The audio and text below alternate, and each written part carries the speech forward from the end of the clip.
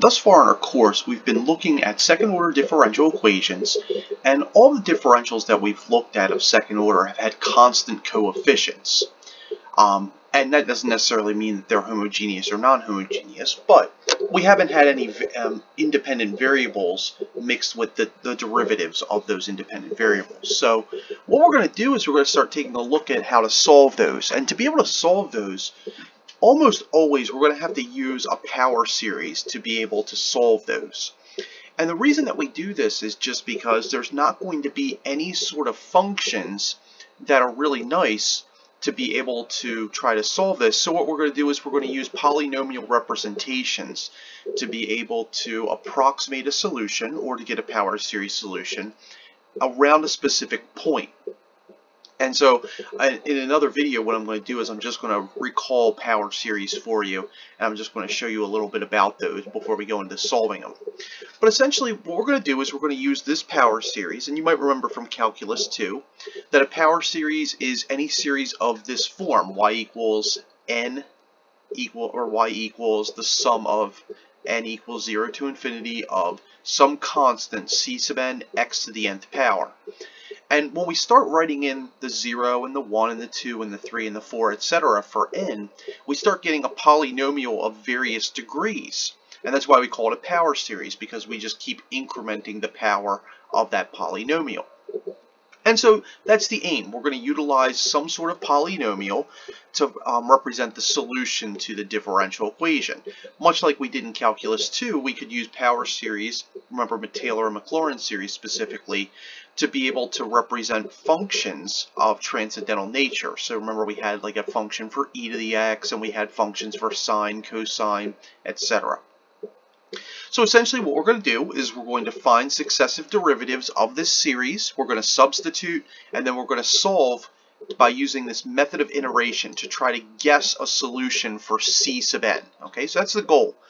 We're trying to figure out what c sub n is. And once we figure out c sub n, if we can get a closed form for that, then we might be able to represent the solution in terms of a power series. Now, before we can start talking about how to solve those, we have to be able to classify our types of differential equations that have variable coefficients. And so let's say for some reason we have a differential of this form where we have functions of a differential a sub x or a sub 2x, a sub 1x, a sub naught x, all times the successive derivatives, and then we just divide by whatever a2x is, and we can get a differential of this form. We have to talk about the idea of ordinary and singular points. Alright, so ordinary basically means that a sub 2 is not equal to 0, and it also means that p and q in this in that differential are both analytic. And basically what analytic means is that the power series basically exists and the radius of convergence x minus x naught exists. Most of the time what that basically means is that the function exists at that point.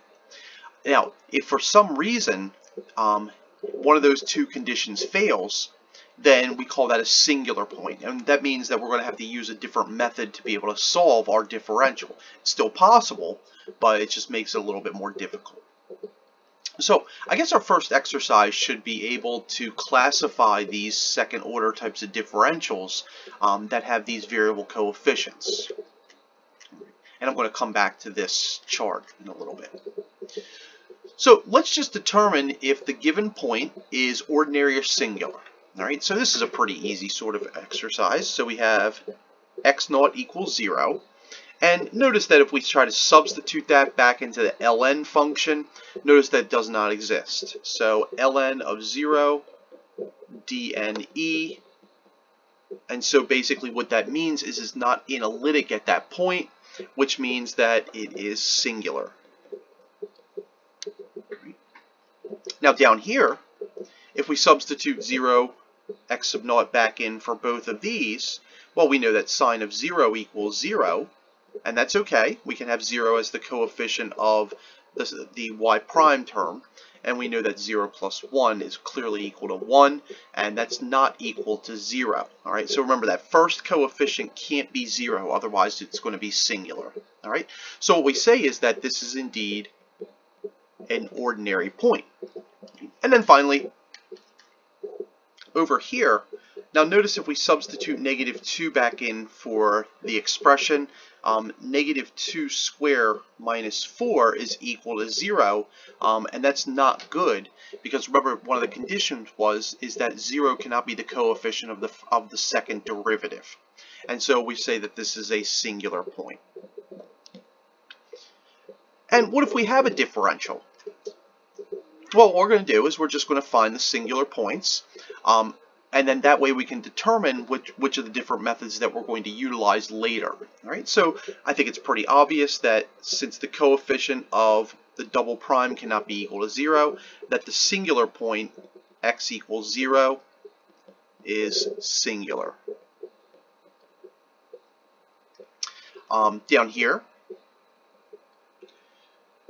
x squared plus 2 cannot be equal to 0, and that means that x cannot be equal to plus or minus square root 2i. All right, so those would be the singular points. All right, and remember cosine is defined everywhere. Okay, so x can be any real number for the cosine function, and so the singular points x naught would be plus or minus square root 2i. So those would be the singular points for that one. And then finally down here for our third example, notice that the tangent of x has asymptotes at pi halves, 3 pi halves, negative pi halves, etc. So we know that x could not be equal to negative 3 pi halves, negative pi halves, and then 3 pi halves, etc. And the same way here. All right, so the singular points, all right, so singular when x is equal to, we'll just say dot dot dot, negative 3 pi halves, negative pi halves, 3 pi halves, etc. All right. Most of the time, we're not going to be looking at any sort of differential equations that have coefficients of like a tangent or like an e to the x or anything like that. In fact, we're just not going to do that. But up here, this is certainly a second order differential with a variable coefficient that we would be expected to see later on in the course. All right, so in the next video what I'm going to do is I'm just going to give you a brief reminder of power series, and then we can start utilizing power series to be able to solve our differential equations.